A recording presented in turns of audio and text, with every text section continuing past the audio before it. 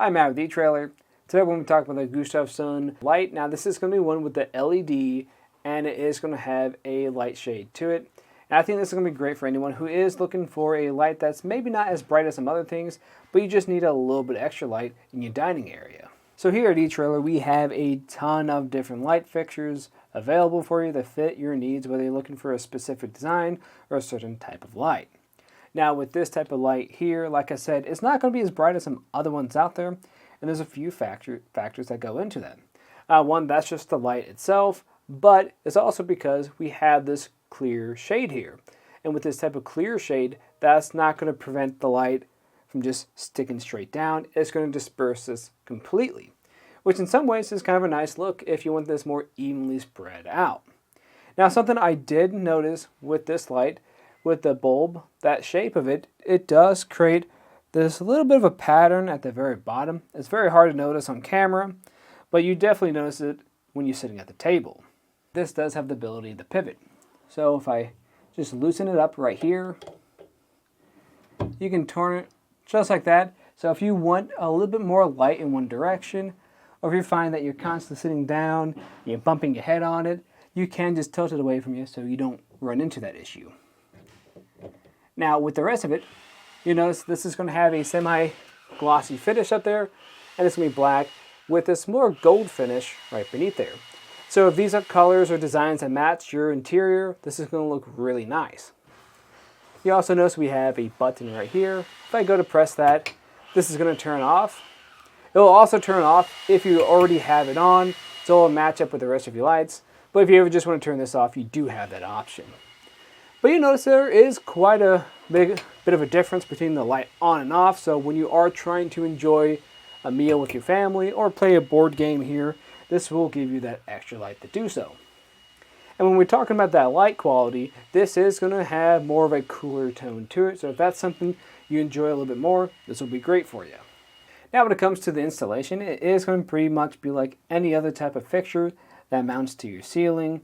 I do recommend though just making sure you shut off your electric so you're not going to be shocking yourself when you start to install this. First we want to start off by taking off our old light fixture. So in our case today it's kind of hard to reach, so I'm just going to grab a smaller ratchet with a bit on the very end of it and move it this way.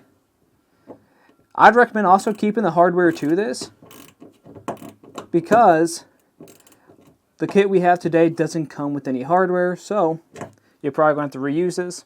If this hardware is damaged, I'd recommend just picking some extra up so you can install your light fixture. Really just 2 screws for most of them. We're going to have these wire nuts that are already on here. Sometimes these aren't going to be on there, so we're lucky enough that we can reuse this. If you don't have any on here currently, then you can pick some up. Now sometimes you'll have this type of style. This is going to be something you'll have to cut off or break off, and those aren't recommended to reuse. So if you have the wire nuts, you'll be good to go.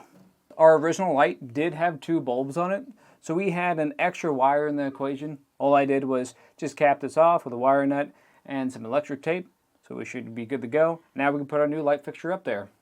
So when you're ready to connect your fixture, we're just going to make sure we have our ground and our power. Those are available to us.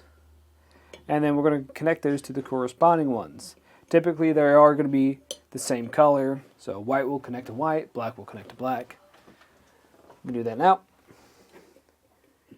And this can be a little bit tricky sometimes. And again, make sure that power is cut off from here so we're not going to shock ourselves. You're just going to twist these together at the very ends. Then we'll grab a nut,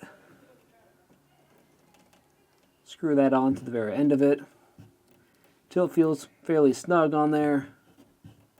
That's pretty good there. We'll do the same process with our black wire. Now we can screw it up top. I will say I do recommend putting power on now and then testing to make sure everything works, because we don't want to put it up there, realize there's an issue, and take it back down. So we can just make sure all our wires are going to be contained, they're not sticking out, And then we can screw this into place. Now when you're screwing it into place, it is important you just watch out for where those wires are located, because we don't want to make contact with those and damage them. Make sure you get a clear path ahead of yourself and it's not sticking out the sides. And we can secure this down on either side. I will say, before you get both of those screws completely in place, it does matter how you orient them. Because if we want to tilt this by turning the hand knob like I did earlier, we want to make sure it's going to align in that orientation. So if you want yours a little bit more shifted, then I'd recommend shifting the whole mount some. And now I can secure this back down. That's pretty much it. If you guys have any other questions, let us know here at etrailer. And again, I'm Matt, and thanks for watching.